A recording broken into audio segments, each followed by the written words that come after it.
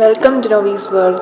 Pushpa release ഇപ്പോൾ ചാനലുകാർക്കൊരു ചാകരയായിരിക്കുകയാണ്. അതിൻ്റെ ഇടയിൽ പുഷ്പ ഷോയുടെ റിലീസിനെത്തിയ നടനെ കാണാനായിട്ട് ഉള്ള തിക്കും തിരക്കിലും ഒരു ജീവൻ നഷ്ടപ്പെടുകയും ചെയ്തു. അതുമായി ബന്ധപ്പെട്ട നടനെതിരെ കേസെടുക്കുമെന്ന വാർത്തകൾ കണ്ടു. എന്തായാലും പറഞ്ഞു വന്നത് അവരുടെ അന്ധമായ ഒരു താരാരാധനയാണ്.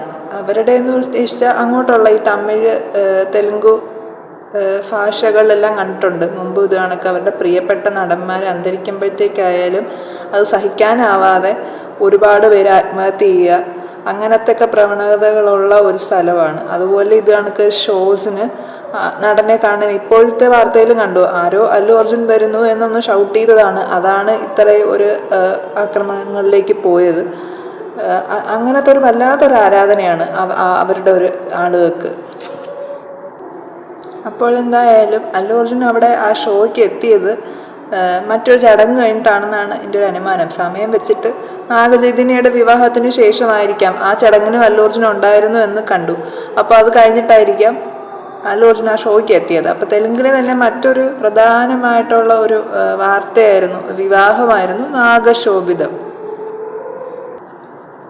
എത്രയൊക്കെ പേര് മാറ്റിയാലും ചായ്സം ഫാൻസ് ഇല്ലാതാവത്തില്ല. അതുകൊണ്ടാണ് പരസ്പരമുള്ള ബുള്ളിങ്ങുകളൊക്കെ ഇപ്പോഴും സൈബറിടങ്ങളിൽ നടക്കുന്നത്. അതാണ് അവരുടെ ആ ഒരു കെമിസ്ട്രി. ആ ഒരു സിനിമ ഉണ്ടല്ലോ, ഏമായ ചെസാവെ ആൻഡ് മജ്ലി, കാണാത്തവരുണ്ടെങ്കിൽ തീർച്ചയായിട്ടും ആ 2 സിനിമ കാണണം. അത്ര നല്ല അടിപൊളി സിനിമയാണ്. അവരുടെ ആ ഒരു കെമിസ്ട്രി അടിപൊളിയാണ്. എന്തായാലും നല്ലൊരു ക്യൂട്ട് കപ്പിളായിരുന്നു. അതില്ലാതായി. അവരവർ ജീവിതവുമായിട്ട് മുന്നോട്ട് പോകട്ടെ. സാമന്ത ജനത്തിരക്കുമായിട്ട് ബന്ധപ്പെട്ട ഒരു വിവാദത്തിലായ ഒരു നടനാണ് നമ്മുടെ ജനപ്രിയ നായകനായ ദിലീപ്. ശബരിമലയിലുള്ള ദിലീപിൻ്റെ ദർശനം VIP പരിഗണന എന്തിന് ദിലീപിന് നൽകിയെന്ന് ഹൈക്കോടതിയുടെ വിമർശനമുണ്ടായിരുന്നു. അനേക നേരം ക്യൂവിൽ കാത്തു നിൽക്കുന്ന സ്ത്രീകളെയും കുട്ടികളെയും വരെ മാറ്റി നിർത്തിക്കൊണ്ട് എന്തിനാണ് ദിലീപിനെ പോലുള്ള VIPകളിൽ ക്കുള്ള സൗകര്യം ഒരുക്കി കൊടുക്കുന്നതെന്നാണ് ചോദ്യം. ഇനി അതിലും പുള്ളിക്കെതിരെ കേസാകുമോ എന്തോ. എന്തായാലും പുള്ളി എല്ലാ വർഷവും ശബരിമല ദർശനം നടത്തുന്നതെന്ന് വാർത്തയിലൊക്കെ വരുന്നതാണ്. അപ്പോൾ അതങ്ങനെ.